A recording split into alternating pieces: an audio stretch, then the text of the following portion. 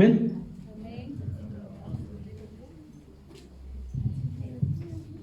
Amén.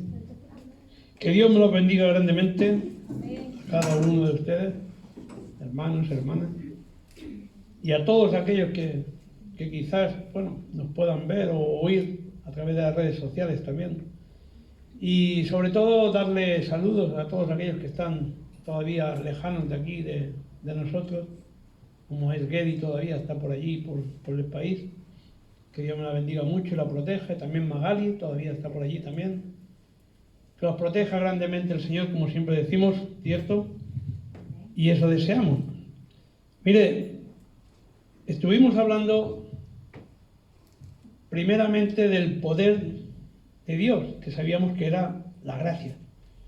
La gracia, como dijimos, no era o no es un don, sino es algo que el Señor, Dios, te pone. Esa es la gracia. Entonces estuvimos viéndolo ya, por eso que vamos a seguir avanzando. También estuvimos hablando de cómo caminó Jesús en este mundo, ¿se acuerdan? Luego estuvimos viendo qué había que hacer o quién era nuestro maestro, ¿se acuerdan? Estuvimos hablando de la ley y del maestro, pero no la ley de Moisés, sino la ley de Dios. Y también el maestro. ¿Qué maestro más grande el que tenemos? Jesucristo, el más grande, ¿cierto? Amén.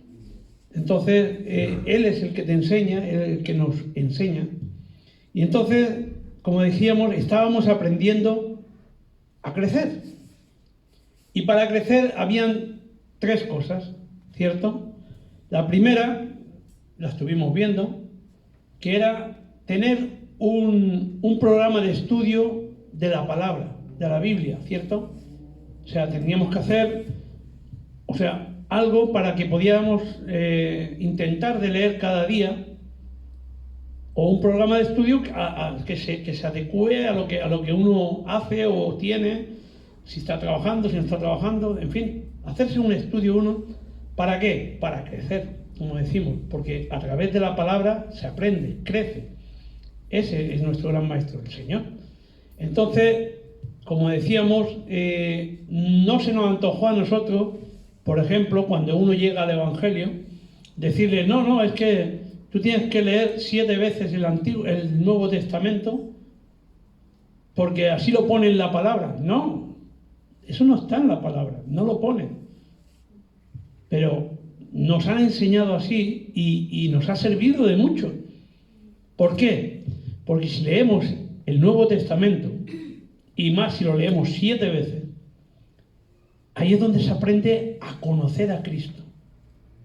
A Cristo, primeramente a Cristo. Tenemos que conocer a Cristo porque es nuestro intermediario. ¿Entre qué? Entre Dios y la tierra. Él es nuestro intermediario. Tenemos que conocerlo. Él nos va a llevar a papá. Entonces, para crecer tenemos que leer la palabra. Mire, quizás esto es un poco... Yo al principio empecé a leer mucho. ¿Por qué? Porque me lo habían inculcado así, el maestro me lo había inculcado así.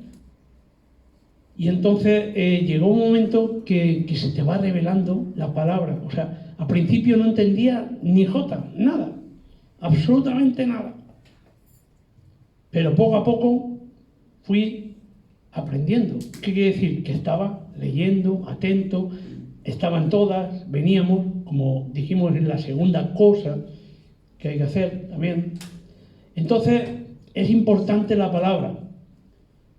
Yo, y no es para sacar pecho, como decimos aquí en este mundo, la he leído, estoy en las 14 veces en el Nuevo Testamento y 3 en el Antiguo Testamento. ¿Qué es lo que pasa? Que no se aprende lo suficiente todavía. Siempre se aprende algo, siempre.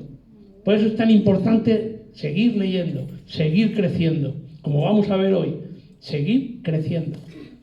Mire, el primero era el estudio que decíamos de hacerse cada uno, un estudio de cómo podría hacer para leer la Biblia, ¿cierto?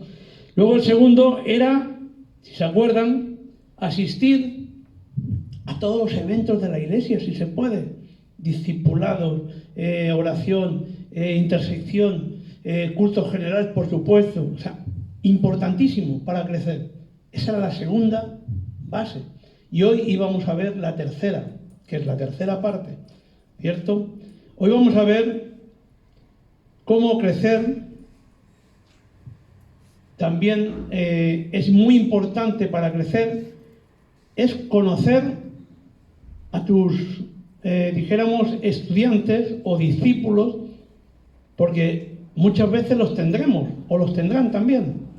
Entonces es importante conocerlos. ¿Por qué es importante conocerlos? Porque tú, a lo mejor quizás ya lo has pasado, lo que ellos están ahora aprendiendo, o que están pasando, y es muy importante inculcarles lo que tú has vivido. ¿Por qué? Porque ellos van a ver en ti como una relación, una amistad, y es bueno abrirse, es bueno tener a alguien a quien contarle las cosas, porque muchas veces nos cohibimos, no sabemos qué hacer y nos lo vamos manteniendo y no lo expresamos, no lo sacamos. Y por eso es tan importante abrirse a tu discipulador, a tu papá, dijéramos, espiritual. Es muy importante. Yo lo primero que hice cuando llegué al Evangelio, venía, como la mayoría, y no me digan que no, venía derrotado, quebrantado. Me las lloraba todas. ¿Pero qué hice? Un día el pastor me dijo, Pastor René, si quería tener una entrevista, dijéramos, una comunión, y ahí es donde uno, porque tiene que aprender o saber que es una confesión, dijéramos, que es secreta, o sea, lo que tú le cuentes a tu papá espiritual, eso queda entre tú y él. Pero es bueno descargarse, porque lo llevas tú solo ahí dentro y necesitas sacarlo. Entonces por eso es bueno descargarte y que el discipulador te conozca más, porque así él puede orar en base a lo que a ti te pasa o lo que tú tienes. Porque a mí de qué me sirve no saber lo que tú tienes. Voy a orar en general por todos los hermanos y hermanas siempre, pero si tú tienes y necesitas algo, o estás enfermo, o necesitas trabajo, o tus papás no te aman, yo qué sé, cualquier cosa que te ocurra, importantísimo que podamos orar por eso. Para eso estamos. Amén. Entonces vamos a ver esto de cómo crecer aprendiendo con tus hijos. Mire, hay que convertirse en una autoridad respecto a esas necesidades que necesitan nuestros hijos espirituales, díganle así. ¿Por qué? Porque ellos te necesitan, pero necesitan de Dios. Entonces tenemos que hablarle de Dios y tenemos que mirar de guiarlos a Dios, ¿cierto? Entonces, no importa la edad, como hemos dicho muchas veces, a quien tú ministres o instruyas, no importa. O sea, tú lo que tienes que hacer es tener como una intuición o tener vista de qué le hace falta a ese hermano o hermana, qué es lo que tiene, qué es lo que lleva adentro, ¿cierto? Y no importa que sean niños jóvenes o mayores, no importa. Pero podemos ir más allá todavía, y es conociéndolos individualmente, como digo, por cada uno de ellos. Y hay que aprender lo que puedas acerca de ellos, pero claro, si no se abren, si no te dicen, no te explican, quizás nunca sabrás qué le pasa realmente, qué es lo que necesita. Mire, hace años, en una iglesia, nos hace como un alegato, o nos hacen como un ejemplo, dijéramos. En una iglesia dice que experimentaron dificultades al encontrar un maestro, fíjense, un maestro para enseñar al grupo de adolescentes, de jóvenes. Y habían problemas porque no se encontraba ese maestro. Dice que la lista de los candidatos al final solamente tenía un nombre. Cuando supieron o supimos quién era ese nombre, todos dijeron, seguramente estará bromeando, ¿no? Como queriendo decir, ¿cómo va a ser? ¿Cómo va a ser el maestro de los niños? Esa persona. Ustedes imagínense que llega alguien nuevo, pongamos Jean Paul, y que dijéramos todos, o al final supiéramos que él va a ser el maestro de los jóvenes. ¿Qué dirían ustedes? No, ¿cómo va a ser? Se acaba de llegar, y no, es imposible. Pero ¿saben que para Dios no había nada imposible, ni hay nada imposible? Entonces dice que buscaron a aquel joven que todos decían lo mismo. No, no puede ser. ¿Y sí? Aquel joven dice, los que estaban allí congregados, dice, no podíamos estar más equivocados acerca de este joven. Dice que tomó a la clase de los jóvenes y los revolucionó. O sea, algo hizo en la vida de cada joven, ese joven. ¿Y qué pasaba? Dice el que lo relata, dice, yo estaba tan impresionado que le pregunté el secreto de su éxito. Él había revolucionado la clase, había hecho algo que nadie había hecho hasta ahora. O sea, los jóvenes se estaban convirtiendo. Y uno dice, ¿y cómo? Pero mira quién era, si es imposible. Para nosotros es imposible, pero para Dios no hay nada imposible. Dice que le preguntó por el secreto de su éxito. ¿Y qué le explicó el chico? Dice, mire, dice, primero sacó una libretita pequeña, que quizás llevaba en el bolsillo, o llevaba una libreta pequeña, negra y chiquitita. Y dice que en cada página de la libreta, dice que enganchaba una fotografía de cada uno de los jóvenes. En cada hojita blanca, una fotografía de los jóvenes. Dice, y debajo de esa fotografía, en la misma página, del nombre, o sea, ponía el nombre de cada uno, y había comentarios. O sea, él había estado hablando con los chicos, por individual, por cada uno. Y entonces dice que debajo de la fotografía, en la página, dice que escribía los comentarios que le habían hecho, como por ejemplo, fulanito de tal tiene problemas con la aritmética, con las matemáticas. O viene a la iglesia, viene a la iglesia en contra de la voluntad de sus padres. O sea, viene cohibido. O algún día le gustaría ser misionero, pero no se siente capacitado. Todo eso escrito en cada hoja, en cada fotografía de quien le había hecho, dijéramos, el comentario. Se había abierto y tenía problemas y él los iba escribiendo debajo de cada foto. Y él dijo, estas páginas, todas las páginas, tenían o son el tema de mis oraciones. ¿Se dan cuenta? Del maestro. Son el tema de mis oraciones diarias y casi no puedo esperar a veces a llegar a la iglesia el domingo, dice, para ver lo que Dios ha estado haciendo en sus vidas. ¿Se dan cuenta? O sea, el maestro primero, ¿qué es lo que hace? Intenta de entrarle al discípulo. ¿Para qué? Para que él te hable. Y entonces en base a eso es cuando uno puede administrarlos o orar, estar con ellos. Y esa es la oración diaria que tenía él. Cada día dice que oraba por sus discípulos, pero ya sabía el por qué y para qué. Porque el que venía a aritmética quizás quería ser profesor de matemáticas. El que venía a la iglesia, fíjense, el que venía a la iglesia en contra de la voluntad de sus padres, dice que llegó un día en que sus padres se convirtieron y fueron a la iglesia. Bendito Jesús.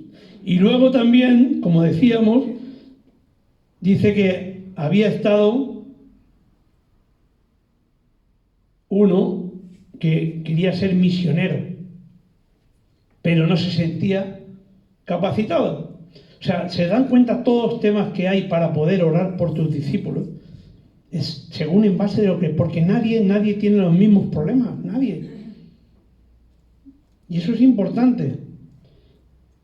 Dice que cada domingo, como él decía este hombre, intentaba llegar a la iglesia a ver si había habido algo nuevo en sus discípulos, a ver si había habido algún cambio, ¿cierto? Y hoy, ¿por qué no? Hoy podemos decirte, a todos ustedes, podemos decirnos, que tendríamos que orar por los estudiantes de esta forma, ¿por qué no? Ya sean niños pequeños, adultos, mayores, no importa.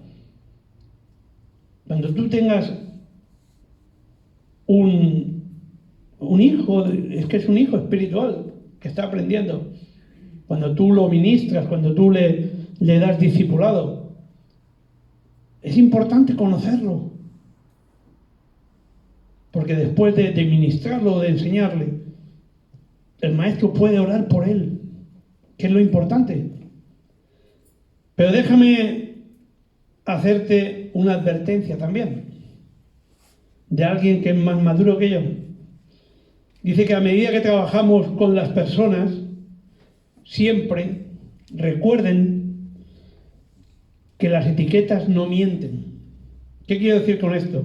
Con mucha frecuencia etiquetamos a las personas, las juzgamos y ya le ponemos una etiqueta, ¿cierto?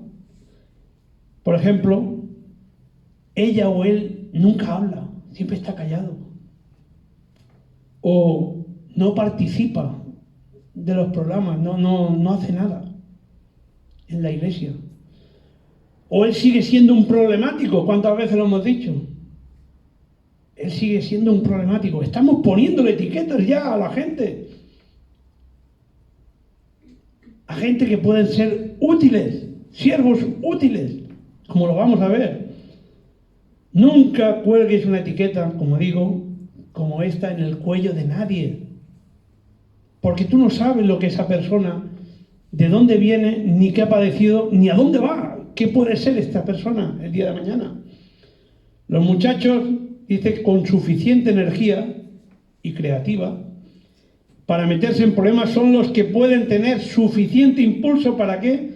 Para vivir una vida muy significativa para Jesucristo. Por ejemplo, tuvimos casos. Pablo perseguía a los cristianos. ¿Pero qué fue luego? Un gran siervo del Señor. Pedro. ¿Qué pasó con Pedro? Negó a Cristo 3 veces.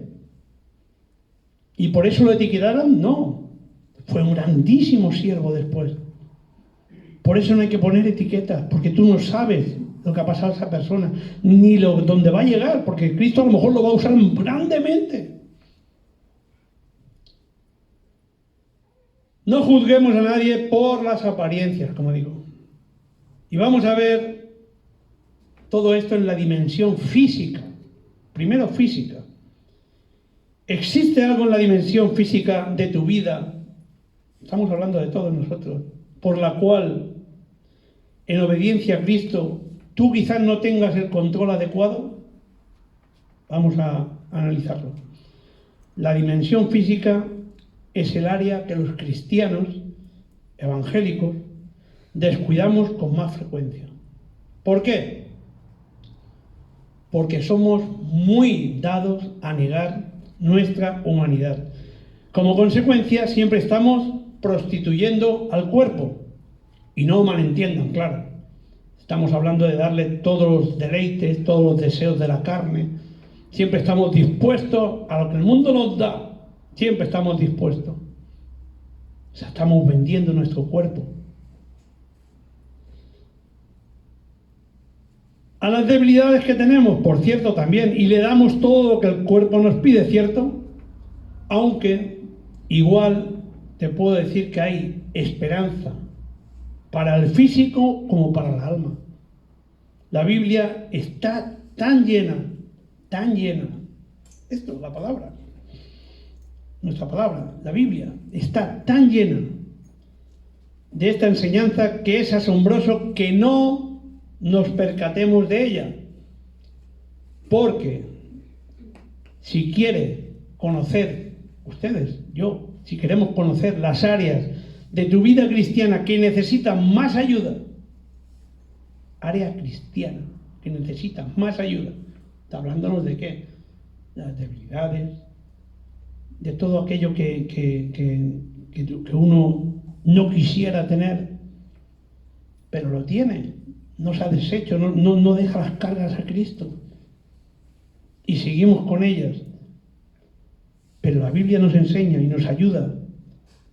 Si quieres ser cambiado en algún momento, busca en tu Biblia. Y sobre todo, cuando ustedes busquen, no busquen los pasajes que quizás tienen subrayado.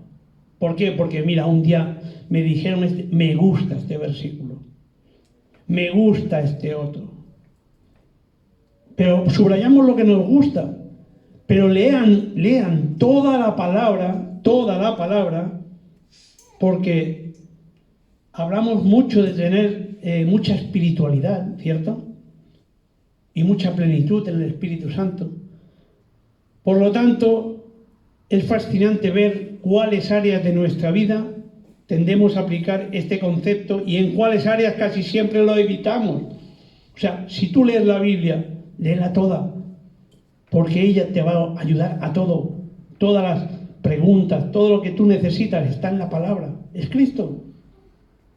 Pero no solamente lo que a ti te convenga o lo que tú quieras oír, no. Todo. Está bien remarcar, claro, está bien subrayar versículos que te van a ayudar quizás para predicar, para salir a la calle, para el día a día. Pero para ti, como cristiano, hay que leer toda la palabra. Por eso en ningún momento se dice que no leas el Antiguo Testamento. Es una equivocación. No tiene nada que ver el que te digan, lee primero el Nuevo Testamento para conocer a Cristo, pero Cristo, acuérdense que está en toda la Biblia. Es cristocéntrico. Entonces es importante leer el Antiguo Testamento. Claro que sí. Permítanme hacerle una pregunta más personal. Y aquí van a ver también muchas cosas. ¿Están tus finanzas bajo control? Dice que la mayoría de los consejeros financieros cristianos te dirán de primera mano que en esto somos muy descuidados los cristianos. Dice, ¿sabías que el 60%, fíjense, de los cristianos tienen más deudas que el valor neto de sus posesiones? ¿Y qué de sus posesiones materiales? ¿Está su vida sexual quizás bajo control, aún en el contexto de una sociedad inmunda como en la que vivimos? Muchas personas nunca han permitido que Cristo invadan su vida sexual. Y ustedes dirán, ¿cómo? Y es cierto. Muchas veces hacemos cosas incorrectas que no deberíamos hacerlas. Pero eso es personal, es mío. No, aquí Cristo no tiene nada que ver. Sí tiene que ver. Estás en contra de la palabra. Entonces, cuidado. ¿Qué efecto tiene el hecho de que usted sea cristiano sobre las cosas en que piensa? ¿Cómo anda, por ejemplo, su dieta? ¿Qué hay de sus ejercicios diarios? Claro, muchos dirán, ¿a usted qué le importa, pastor? ¿Cierto? Pues también podían preguntármelo ustedes. Usted también necesita descansar y no solo dormir. Claro que sí. Hay que experimentar un cambio de ritmo. Dice que una gráfica sencilla pero interesante que nos ayuda a buscar equilibrio en nuestra vida es preguntarte a veces, ¿cuánto tiempo invierto en otras personas? Durante el día, ¿cuánto tiempo invierto en otras personas? Que no seas tú, claro. ¿Cuánto tiempo reservo quizás para estar solo? Se podían preguntar también. ¿Cuánto tiempo dedico al trabajo? Acuérdense que el día tiene 24 horas, no le pongan ninguna más porque no van a salir. ¿Cuánto tiempo le dedico al trabajo? ¿Cuánto tiempo paso en diversiones?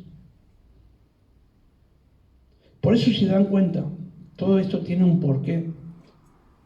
Y te está hablando la palabra para que tú tengas un contexto de cómo hacer las cosas o cómo equilibrar tu vida, cómo saber en qué momento tiene que ser de ocio, qué momento tiene que ser de trabajo, qué momento de relación con otras personas, con tu familia sobre todo, con tu trabajo, dosificarlo también. Porque ¿de qué me servía a mí estar 18 horas trabajando? Si no podía estar con mis hijos, no podía estar con mi mujer. Entonces, importante, la mayoría de nosotros tendemos al desequilibrio. Y en por lo menos una de estas áreas de las que he hablado, por no decir 2 o 3 de estas áreas, hasta en lo físico, pero ahora veamos su dimensión social. Hemos hablado de la dimensión física, ahora vamos a hablar de la dimensión social. Los estudios acerca de la evangelización relacional o eficaz, dijéramos, demuestran que la persona promedio que viene a Cristo solo es útil por 2 años. Fíjense, está hablando de los que no son del Señor, los que no son de Dios. Después de esto dice, se aparta de sus amigos no creyentes, o ellos se apartan de él. Les suena, ¿no? Yo creo que les suena a todos, ¿no?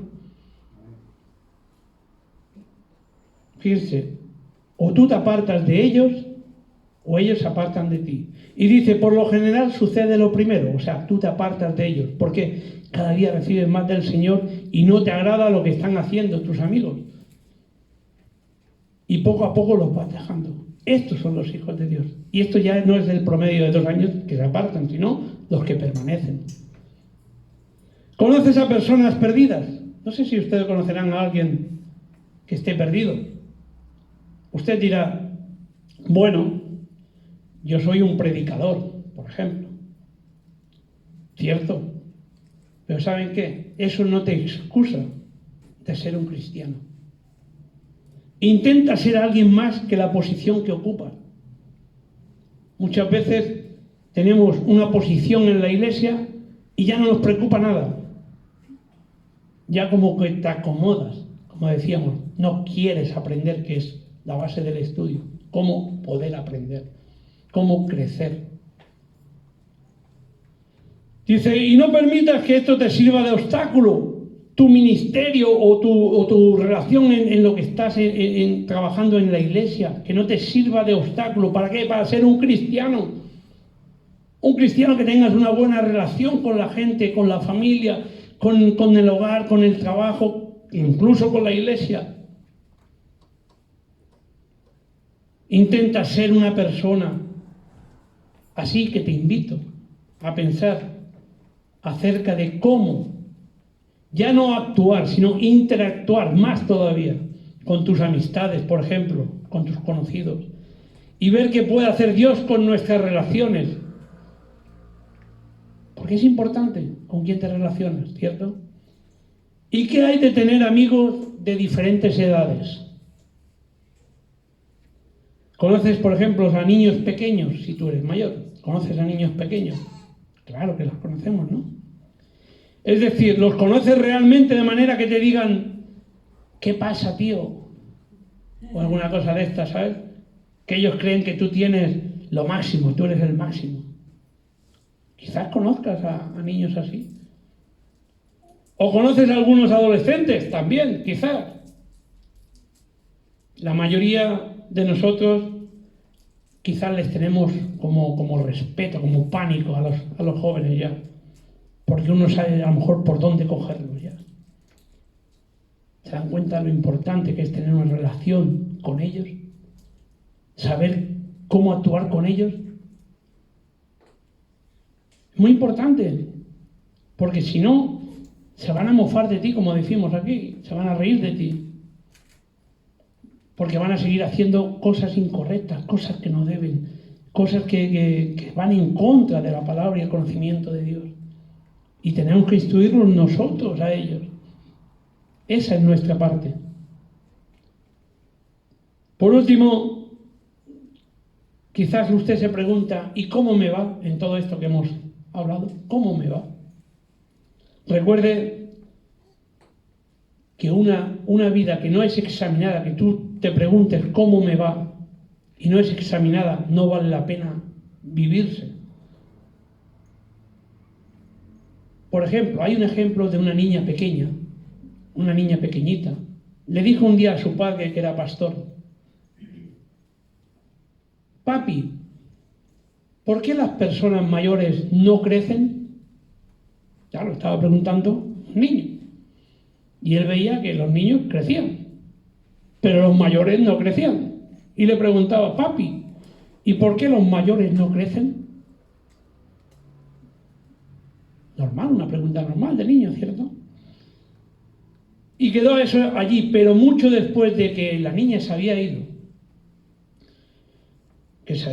entonces Dios usó lo que ella había dicho para seguir obrando en el pastor y preguntarse: ¿por qué es que las personas grandes dejan de crecer? Él se lo preguntaba: ¿qué me pasa?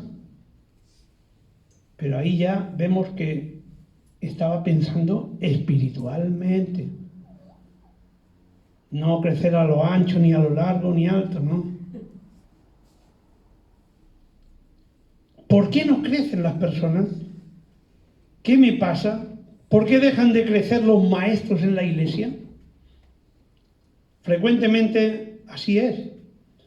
Y ellos dejan de crecer igual que cualquier otra persona. ¿Pero por qué? Preguntémonos por qué.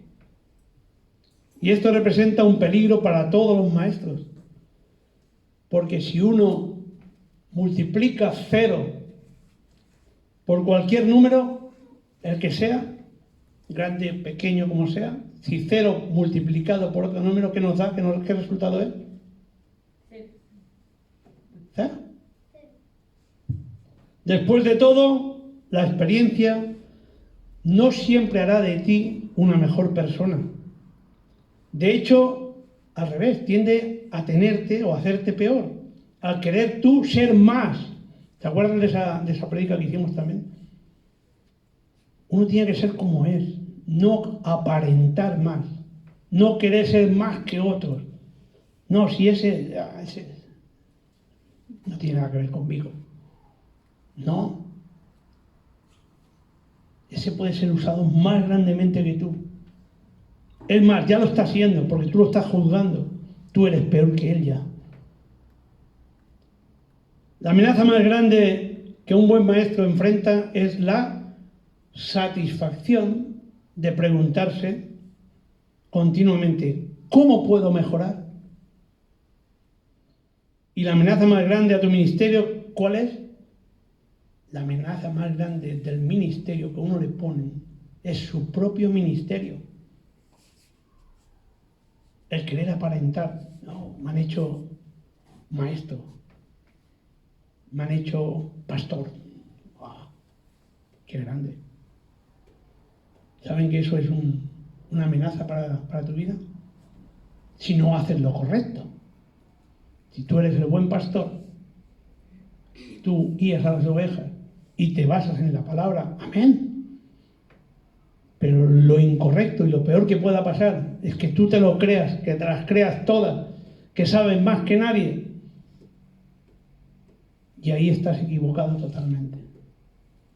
Así que no estés tan ocupado que esto te impida a llegar a ser quizás una persona significativa, como le pasó a Pablo, a Pedro, a Elías, a David.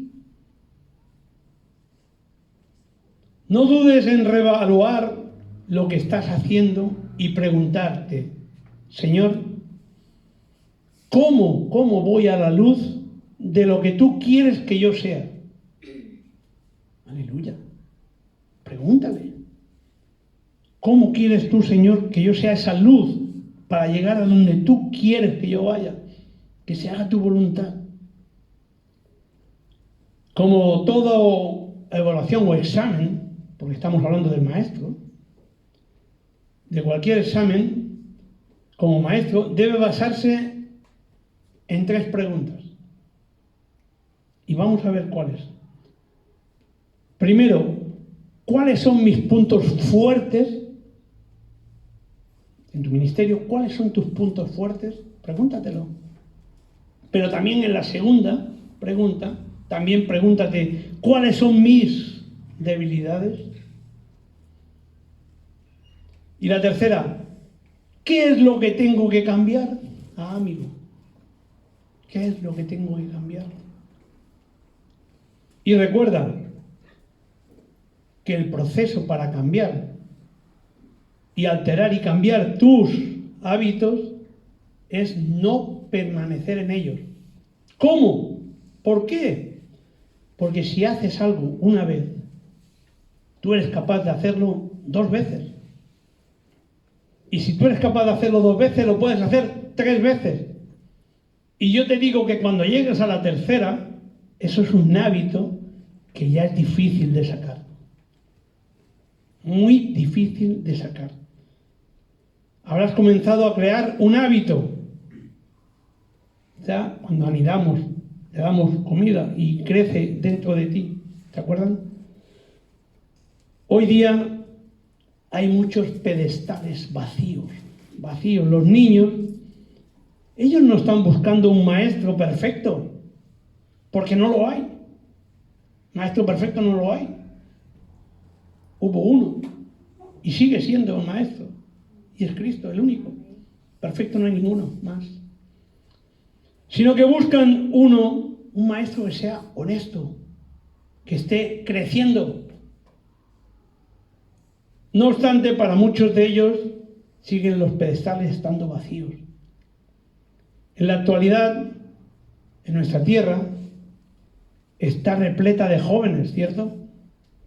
Y también de adultos, que están quebrantados, están rotos, están perdidos, están por tierra como estuvimos nosotros, que se sienten que no tienen esperanza de vida.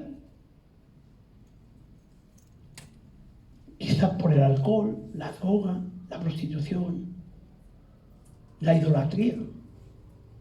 Están perdidos y se creen que no tienen esperanza. Y es porque aún no han oído la palabra, no han oído la voz de Cristo. ¿Y quién es el que tiene que ser ese representante aquí en la vida, en este mundo? Nosotros tenemos que llegar a ellos. Dice que aún no tienen ni idea, fíjense, ni idea de que Jesús vino a este mundo. No lo saben todavía. Que vino a visitar nuestro planeta Tierra y que tampoco saben que la Biblia, fíjense qué hermoso, tiene respuestas para todos sus problemas. Eso es lo que hay que darle, una esperanza de vida, la palabra. Cristo es tu esperanza. ¿Cierto? Cada vez que salimos a la calle, Cristo es tu esperanza.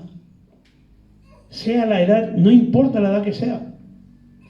Lo que necesitan desesperadamente es ver hombres y mujeres que conozcan la palabra viva, eficaz.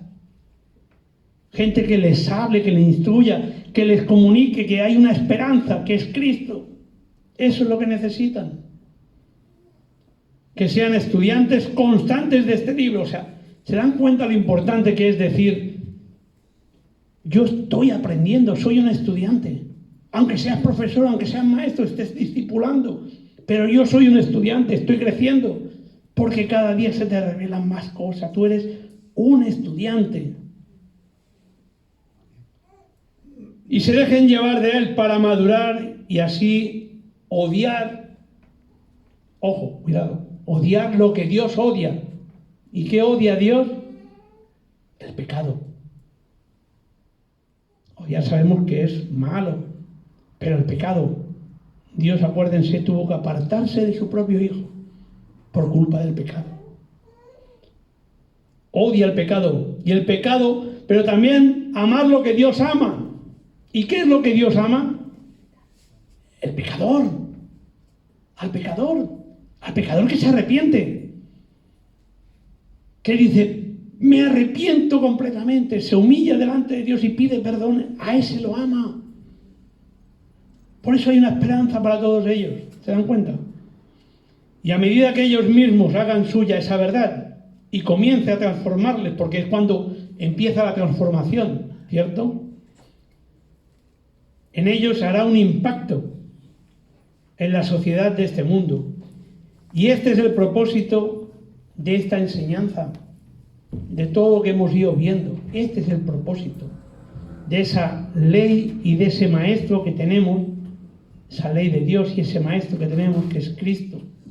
Ese es el propósito, de llegar a todos aquellos que lo necesitan, sobre todo los jóvenes. Los jóvenes están muy atacados. Los niños sí son niños, pero también siguen siendo atacados, por eso hay que orar por ellos, porque ellos no tendrán a lo mejor todavía capacidad para hacerlo. Pero los jóvenes ya conocen, son grandes, ya son adultos. Y hay que llegar a ellos, hay que transmitirles que la palabra es viva, es eficaz, es poderosa. Y eso es lo que te va a ayudar a tener esa valentía, ese valor de no abandonar, de no dejarlo todo. Porque muchas veces lo que uno quiere es salir corriendo al mundo. ¿Por qué? Por los deleites, las debilidades. Qué hermoso es el mundo, las cosas que te ofrece el mundo. El diablo es muy astuto, como decimos siempre, y quiere engañar. Por eso es importante inculcar a los jóvenes que tienen una esperanza y que no se aparten de esa esperanza que es la palabra, Cristo. Bendito sea el Señor. Le vamos a dar gracias al Señor por esta enseñanza. Lo vamos a dejar hasta aquí. Nos ponemos de pie.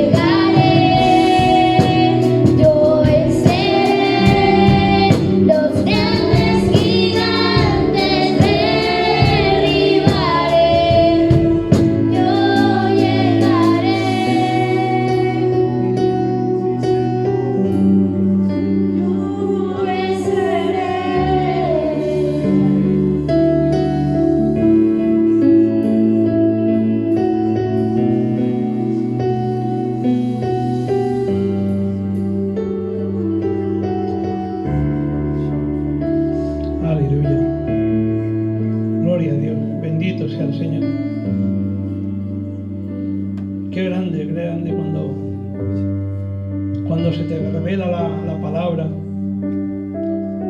y uno viene aquí a adorar al Señor, y no por obligación, porque muchas veces a lo mejor hemos venido porque sabíamos que teníamos que venir, pero estabas aquí y no sentías nada. Y hay que venir con la convicción de que se viene a adorar, a alabar al Señor, porque es lo que está buscando Él, una relación íntima contigo.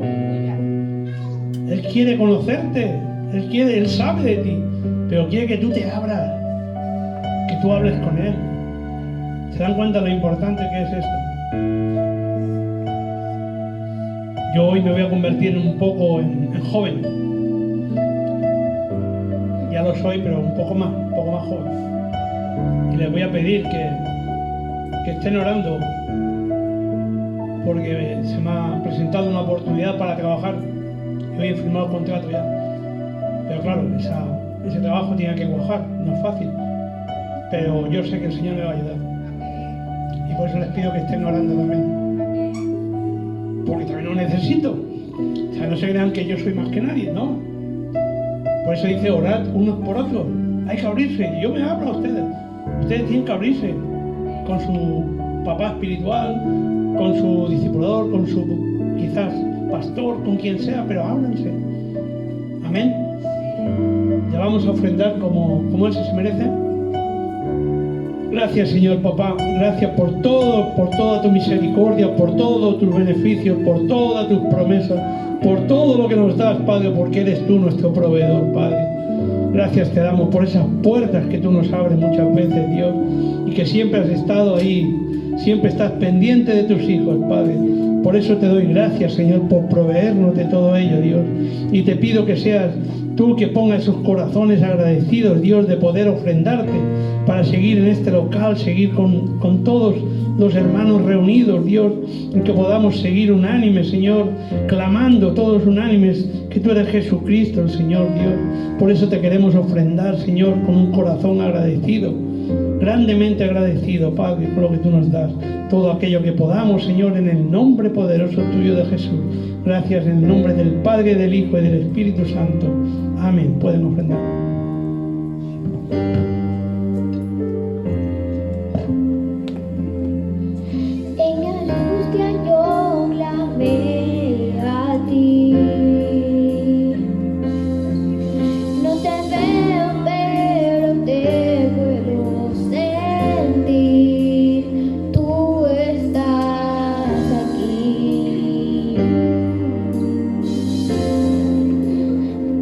Puedo sentir.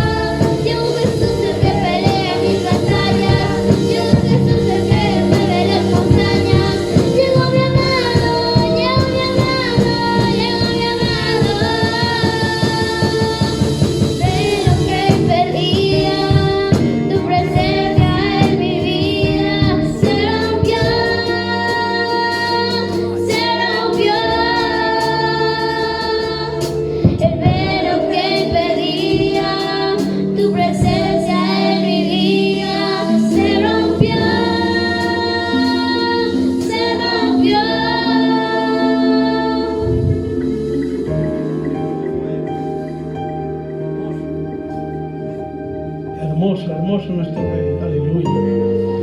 Él fue quien nos quitó las cadenas, quien rompió ese velo. Bendito Jesús. Aleluya. Gloria a Dios. ¿Qué hubiera sido de nosotros si Él no hubiera venido? Aleluya. Bendito eres, Señor. Gracias, Rey. Nos vamos a ir despidiendo.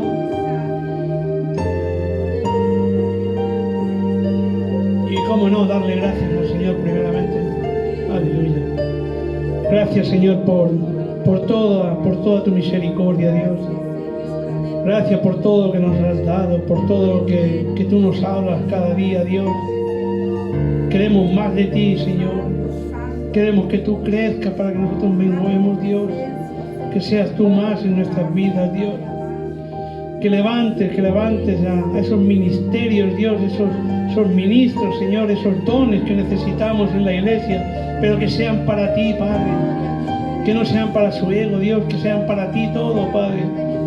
Que podamos llegar a esas personas, Dios, que necesitan tanto de ti, Padre, que quizás están sin esperanza. Pero bendito eres tú, Rey, que un día llegaste a nuestras puertas, Dios. Tocaste y abrimos eso. Eso necesitamos, Señor, que tú toques los corazones que faltan por llegar. Gracias te damos por todo, Señor, por el día de hoy, por el de mañana, por todo lo que tú tienes preparado para nosotros siempre, Padre. Gracias, Rey. No podemos darte nada más que gracias y alabarte y adorarte como tú te mereces. Todo te pertenece, Padre, todo es tuyo, Señor. Por eso te damos gracias inmensamente, Señor. Gracias por nuestro hogar, por nuestra familia, los hijos, las mamás, los papás, Señor, los hermanos, las hermanas, todos ellos, Dios. Gracias te damos por todos ellos. Y sobre todo, Dios, te doy gracias por esta familia espiritual que tú me has dado. Y a todos ellos, Dios, ponles esa sabiduría de lo alto, Dios. Ponnos de ti cada día más, para estar unidos, Padre, para seguir tu obra, Dios, aquella que comenzaste en un día y sabemos que la vas a acabar, Padre. Gracias te damos por todo, Dios, por todo lo que tú nos das, Señor. Bendito eres, Rey. Gracias por esas iglesias que tú estás levantando, Padre, en cada lugar, en cada pueblito, en cada ciudad, en cada nación. Padre, te pedimos, Señor, por todas esas naciones que están padeciendo, Dios, y por todas estas pandemias que hemos padecido, Dios, que seas tú obrando en cada uno de sus corazones, que sepan que todo está escrito, Padre, que conozcan más de ti, de tu palabra, Dios. Gracias te damos, Señor, en esta hora por esas iglesias evangélicas que están levantando para que puedan clamar la verdad, que puedan estar unificadas. Te pido, Señor, que tú pongas cada día más fe y que pongas solamente un solo sentir, Padre, el de la grandeza de la verdad, Padre. Gracias por esas iglesias que tenemos en Chile, Padre. Señor, levántalas cada día más, protégelas y levanta todos esos ministros, Dios, todos esos ministerios y dones que hacen falta también para la propagación de tu evangelio, Padre.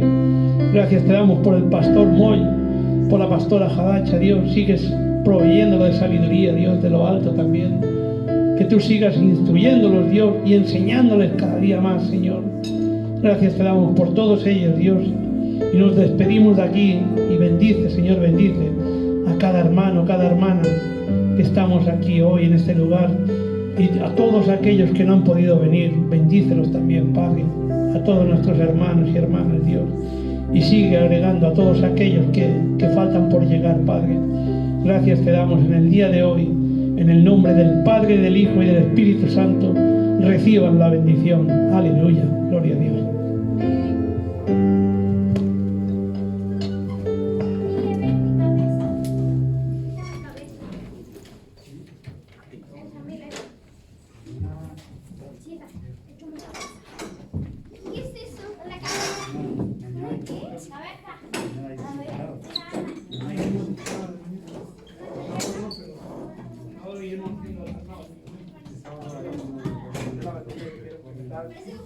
Ah.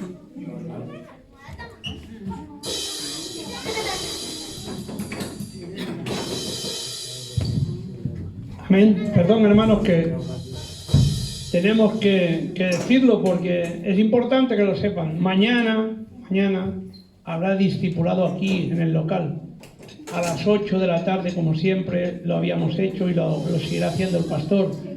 El sábado habrá discipulado para los jóvenes. ¿Reunión de jóvenes a qué hora, pastor? ¿A las 6? ¿6:30? ¿7? ¿A 5:30? 5:30, reunión de jóvenes. Atento a los jóvenes. El sábado, 5:30. El domingo, como siempre, a las 10, intersección y culto general. Amén. No se olviden